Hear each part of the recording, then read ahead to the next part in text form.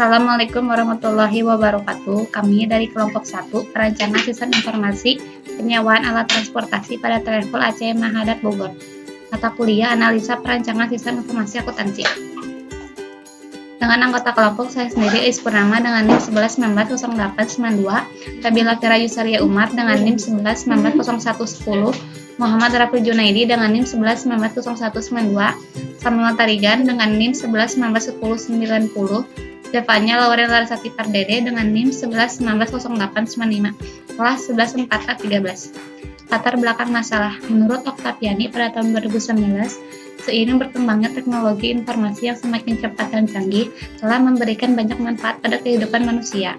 Hadirnya jasa penyewaan transportasi merupakan suatu bagian dari perkembangan teknologi yang sangat dirasakan manfaatnya. Penyewaan adalah suatu perjanjian dengan mana pihak yang satu mengikatkan dirinya untuk memberikan kepada pihak yang lain kenikmatan dari suatu barang selama suatu waktu tertentu dan dengan pembayaran suatu harga yang oleh pihak tersebut telah disanggupi pembayarannya.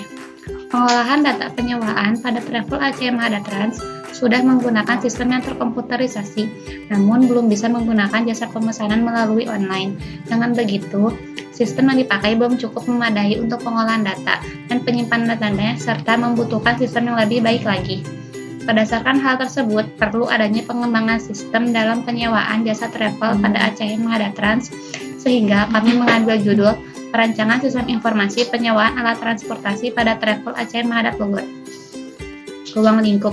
Pembahasan dalam penulisan ini difokuskan pada pengolahan data penyewaan seperti pemasukan data proses, dan data keluaran dari penyewaan jasa travel oleh customer, pencatatan keberangkatan, pembayaran sewa, dan pelaporan data penyewaan.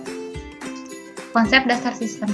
Konsep dasar sistem merupakan sekelompok komponen berbasis komputer yang dibuat oleh manusia dalam mengelola data, menyimpan, menghimpun kerangka kerja, serta mengkoordinasikan sumber daya manusia dan komputer untuk mengubah sistem masukan menjadi sistem keluaran untuk mencapai tujuan dan sasaran yang telah ditetapkan sebelumnya. Pengertian sistem. Menurut Sumarna pada tahun 2019, dalam bidang sistem informasi, sistem diartikan sebagai sekelompok komponen yang saling berhubungan, bekerja sama untuk mencapai tujuan bersama dengan menerima input serta menghasilkan input dalam proses transformasi yang teratur. Karakteristik sistem. Menurut Sumarna pada tahun 2019, sebuah sistem adalah input, proses, dan output.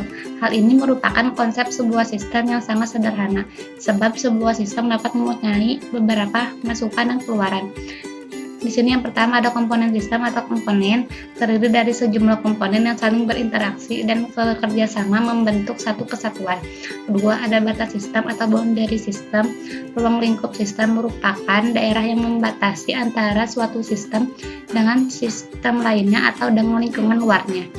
Yang ketiga ada luar sistem atau environment system, bentuk apapun yang ada di luar lingkup atau batas dari sistem yang mempengaruhi operasi sistem disebut lingkungan luar sistem. Yang keempat ada penghubung atau interface, merupakan media penghubung antar subsistem yang memungkinkan sumber-sumber daya mengalir dari subsistem ke subsistem lainnya. Kelima ada input, adalah energi yang dimasukkan ke dalam sistem yang dapat berupa masukan perawatan atau maintenance input dan masukan sinyal atau signal input. 6 ada keluaran atau output, adalah hasil dari energi yang diolah dan diklasifikasikan menjadi keluaran yang berguna dan sisa pembuangan. Ketujuh ada pengolahan atau proses. Suatu sistem dapat mempunyai suatu bagian pengolahan dan akan merubah masukan menjadi keluaran. Terakhir ada sasaran atau objektif dan tujuan atau goal. Suatu sistem pasti mempunyai tujuan atau sasaran. Nama saya Zevanya Lauren Larasati Pardede, NIM saya 11190895. Di sini saya akan menjelaskan tentang klasifikasi sistem. Yang pertama ada sistem abstrak dan sistem fisik. Sistem abstrak merupakan sistem yang berupa pemikiran atau ide-ide yang tidak tampak secara fisik. Misalnya sistem teologi. Sedangkan sistem fisik diartikan sebagai sistem yang nampak secara fisik, sehingga setiap makhluk dapat melihatnya, misalnya sistem komputer. Yang kedua ada sistem alamiah dan sistem buatan manusia. Sistem alamiah merupakan sistem yang terjadi melalui proses alam, tidak dibuat oleh manusia. Misalnya sistem tata surya, sistem galaksi, sistem reproduksi, dan lain-lain. Sedangkan sistem buatan manusia merupakan sistem yang dirancang oleh manusia. Sistem buatan yang melibatkan interaksi manusia, misalnya sistem akuntansi, sistem informasi, dan lain-lain. Yang ketiga ada sistem deterministik dan sistem probabilistik. Sistem deterministik merupakan sistem yang beroperasi dengan tingkah laku yang sudah dapat diprediksi.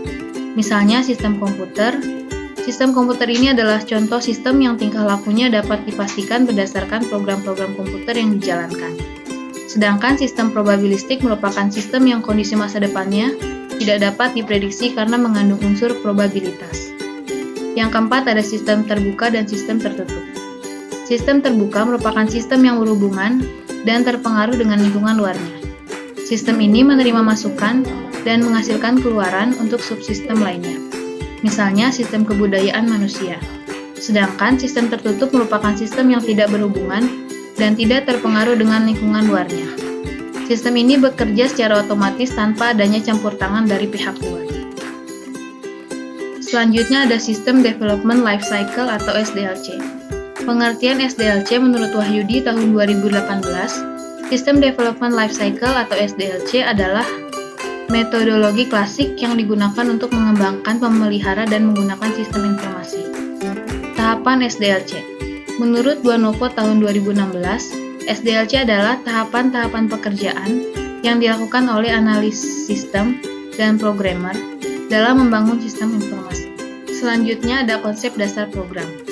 Menurut Raharjo dan Yulia tahun 2017, perancangan program penjualan adalah proses mengimplementasikan urutan langkah atau prosedur dalam bentuk algoritma yang terstruktur untuk menangani masalah transaksi penjualan dengan menggunakan komputer sebagai media utamanya. Menurut Saragi tahun 2016, setiap bahasa pemrograman memiliki struktur dasar bahasa pemrograman yang berbeda-beda. Akan tetapi struktur tersebut dapat dimasukkan dalam beberapa kategori. Beberapa kategori struktur dasar bahasa pemrograman yang dapat dipelajari oleh pemula adalah struktur runtutan atau sekuensial, struktur perulangan, struktur percabangan atau seleksi. Tahapan pembuatan program. Yang pertama adalah defining the problem atau definisi masalah. Yang kedua ada planning and design system atau perencanaan dan desain sistem. Yang ketiga ada implementasi. Yang keempat ada documentation atau dokumentasi. Yang kelima adalah testing. Yang keenam ada maintenance. Selanjutnya ada database MySQL. Menurut Masrur tahun 2016, memberikan batasan bahwa MySQL adalah merupakan salah satu relational database management system atau RDBMS bersifat open source. MySQL dapat dijalankan dalam berbagai platform, sistem operasi antara lain Windows, Linux, Unix, Sun OS, dan lain-lain.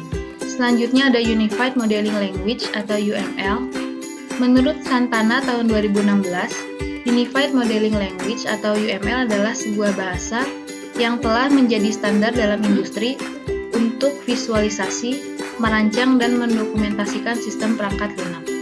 Menurut Simatupang dan Sianturi tahun 2019, UML terdiri dari 13 diagram yang dikelompokkan dalam 3 kategori. Pembagian kategori dan macam-macam diagram tersebut dapat dilihat pada gambar di bawah ini. Yang termasuk ke dalam struktur diagram sebagai berikut.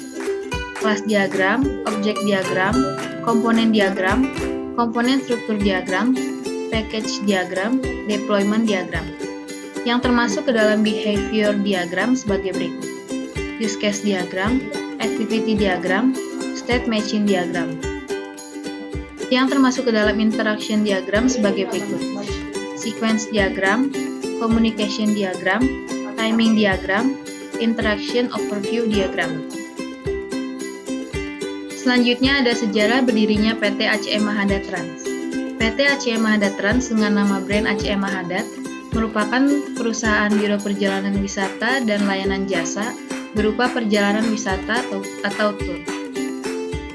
Sebelum terbentuknya Travel, Haji Anwar Mahadat selaku owner dari ACM Mahadat Travel membuka showroom jual beli mobil pada tahun 2006. ACM Mahadat Travel resmi didirikan pada tahun 2015 oleh Haji Anwar Mahadat. Pelayanan ini mengutamakan keselamatan serta semboyan, salam, sopan, santun. Telah menginspirasi para karyawan untuk bekerja dengan tulus dan memberikan hasil yang terbaik bagi perusahaan maupun kenyamanan pelanggan. Sampai saat ini, ACM Mahada Travel telah memiliki bus dengan jumlah 10 dengan seat 31, 35, dan 39, serta 3 elf dan high check.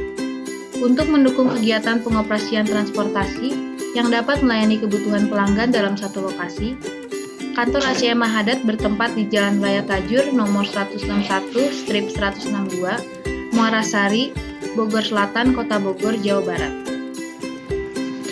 Assalamualaikum warahmatullahi wabarakatuh. Nama saya Febiola Praisara Umar dengan NIM 111901110. Di sini saya akan meneruskan penjelasan dari teman saya.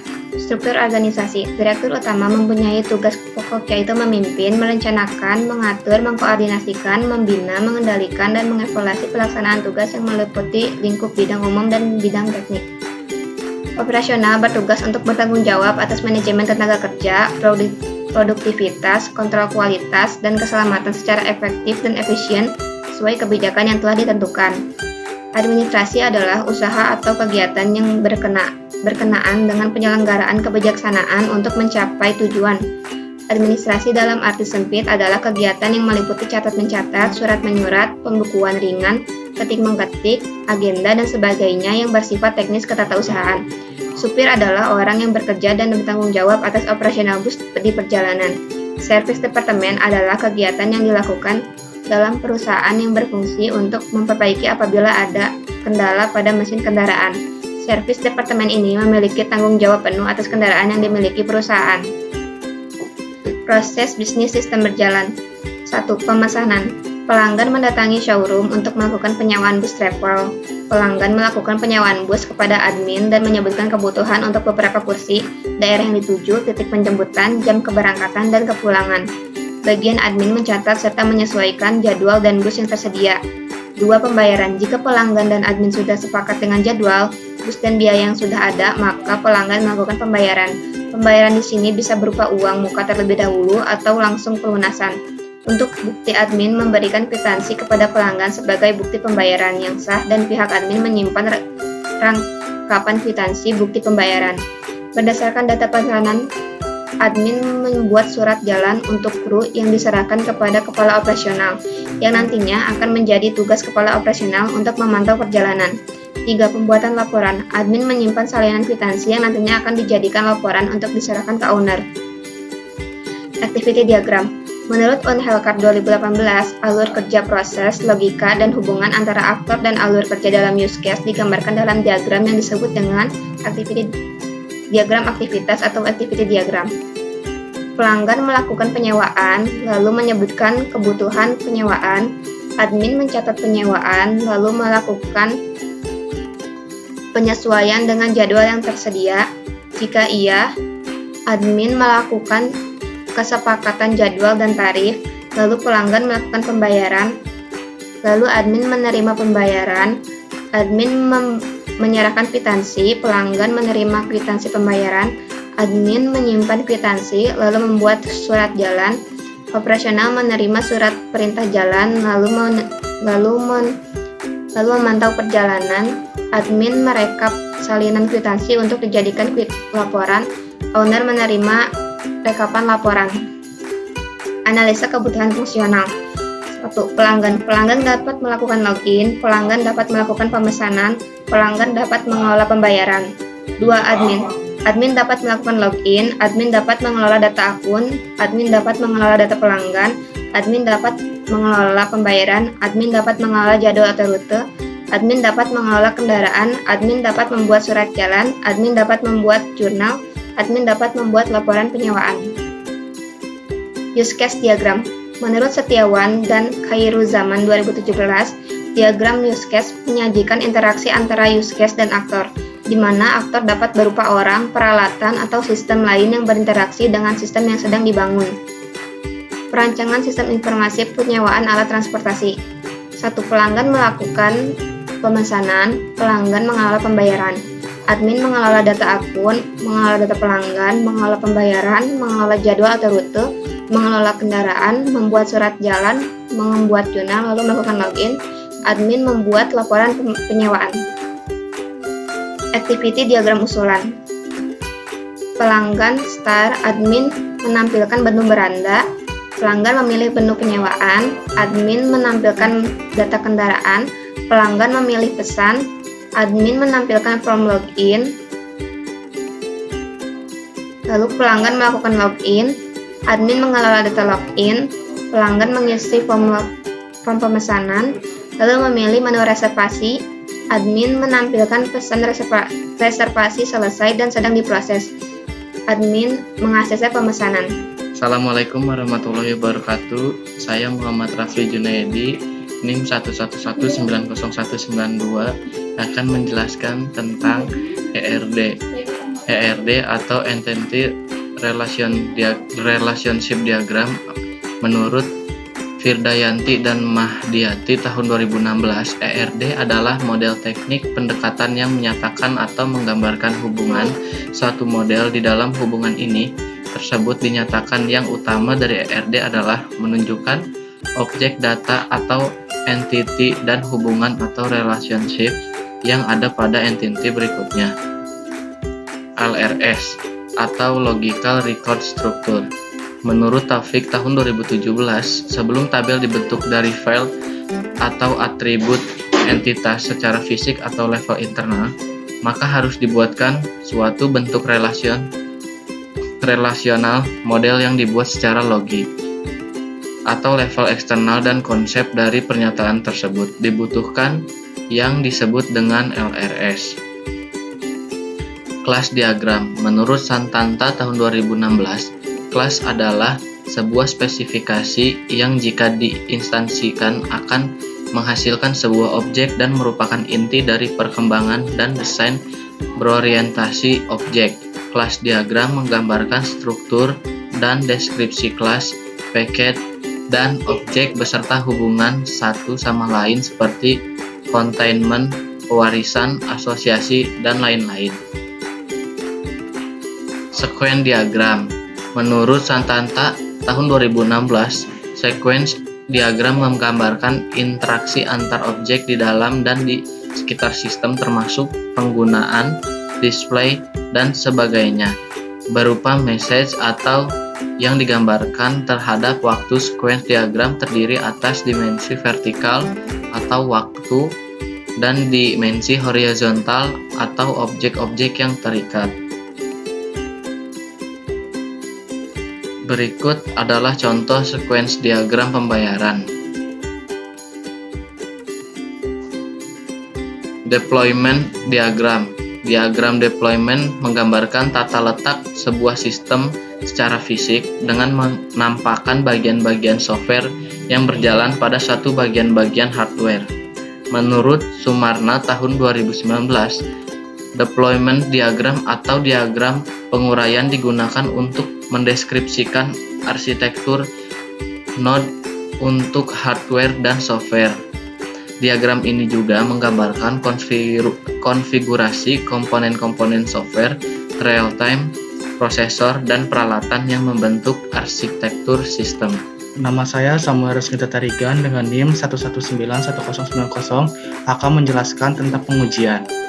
Menurut Sukamto dan Saludin di tahun 2018, pengujian adalah satu set aktivitas yang direncanakan dan sistematis untuk menguji atau mengevaluasi kebenaran yang diinginkan.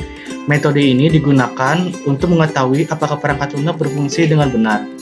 Black box testing. Menurut Sukamto dan Saludin tahun 2018, black box testing atau pengujian kotak hitam ialah menguji perangkat lunak dari segi spesifikasi fungsional tanpa menguji desain dan kode program. Pengujian dimaksudkan untuk mengetahui apakah fungsi-fungsi dan keluaran dari perangkat lunak sesuai dengan spesifikasi yang dibutuhkan. Di sini saya akan menjelaskan tentang testing login. Yang pertama, skenario pengujiannya kita akan mengisi email, akan tetapi kita mengosongkan, kemudian klik tombol login. Dan test case-nya kita emailnya membuat kosong. Hasil yang diharapkan adalah sistem akan menampilkan data gagal ditampilkan dan hasil pengujiannya sesuai harapan, keterangannya valid. Dan yang kedua, password tidak diisi, kemudian klik tombol login. Test case-nya adalah passwordnya kosong dan hasil yang diharapkan sistem akan menampilkan data gagal ditampilkan. hasil pengujiannya sesuai harapan dan keterangannya valid. Dan yang ketiga, email dan password diisi, kemudian klik tombol insert, test case-nya, emailnya benar, dan passwordnya benar. Dan hasil yang diharapkan adalah sistem akan menampilkan data beranda. Hasil pengujiannya sesuai harapan dan keterangannya valid. Dan di sini kita akan membuat testing pembayaran. Yang pertama adalah nomor transaksi tidak diisi, kemudian klik tombol insert. Test case-nya, nomor transaksinya kosong. Dan hasil yang diharapkan adalah sistem akan menampilkan data gagal diinsert. Hasil pengujiannya sesuai harapan dan keterangannya valid. Nomor 2, jumlah bayar tidak diisi, kemudian klik tombol insert. Test case-nya, jumlah bayar kita buat kosong. Dan hasil yang diharapkan, sistem akan menampilkan data gagal diinsert. Hasil pengujiannya sesuai harapan dan keterangannya valid. Dan nomor 3, nomor jurnal tidak diisi, kemudian klik tombol insert. Test case-nya, nomor jurnal kosong. Hasil yang diharapkan, sistem akan menampilkan data gagal diinsert dan hasil pengujian keterangannya sesuai harapan dan valid. Nomor 4, nomor transaksi, jumlah bayar, dan nomor jurnal diisi, kemudian klik tombol insert. Di sini test case-nya kita membuat nomor transaksinya benar, jumlah bayarnya benar, dan nomor jurnalnya benar. Hasil yang diharapkan, sistem akan menampilkan data berhasil diinsert, hasil pengujian dan keterangan sesuai harapan dan valid. Spesifikasi hardware dan softwarenya. Sistem operasinya Windows 10, prosesornya Intel Inside, RAM-nya 4GB, hard disk 100GB, mouse-nya standar, dan softwarenya bahasa pemrograman yang kita pakai adalah PHP. Aplikasi pendukungnya adalah VSC atau Visual Studio Code. Di BMS-nya MySQL dan antivirusnya SMADAV. Berdasarkan dari perencanaan sistem informasi penyewaan, maka kami dapat menarik kesimpulan bahwa penyewaan adalah suatu perjanjian dengan mana pihak yang satu mengikatkan dirinya untuk memberikan kepada pihak yang lainnya kenikmatan dari suatu barang selama suatu waktu tertentu dan dengan pembayaran suatu harga yang oleh pihak yang tersebut terakhir itu disanggupin pembayarannya. Pengolahan data penyewaan pada Traveloka Mada Trans sudah menggunakan sistem yang terkomputerisasi, namun belum bisa menggunakan jasa pemesanan lewat online. Dengan begitu, sistem yang dipakai belum cukup memadai untuk pengolahan data dan penyimpanan datanya, dan membutuhkan sistem yang lebih baik lagi, sehingga dapat mempermudah dan meningkatkan kinerja karyawan di dalam perusahaan. Dengan sistem proses penyewaan akan lebih terstruktur dan untuk menghindari kehilangan atau kesalahan yang tidak diharapkan pada data perusahaan, maka perlu dilakukan backup data dan menggunakan password untuk mengakses data perusahaan. Makalah riset APSIA yang berjudul Perancangan Sistem Informasi Penyewaan Alat Transportasi pada Traveloka Mada Bogor ini masih jauh dari kesempurnaan. Karena itu, kami menerima kritikan, masukan, dan saran seputar materi yang disajikan dalam makalah ini. Kami berharap saran dan masukan menjadi pengayaan untuk membuat makalah selanjutnya. Sekian dari kelompok kami, kurang lebihnya mohon maaf. Terima kasih sudah menonton video kami. Wassalamualaikum warahmatullahi wabarakatuh.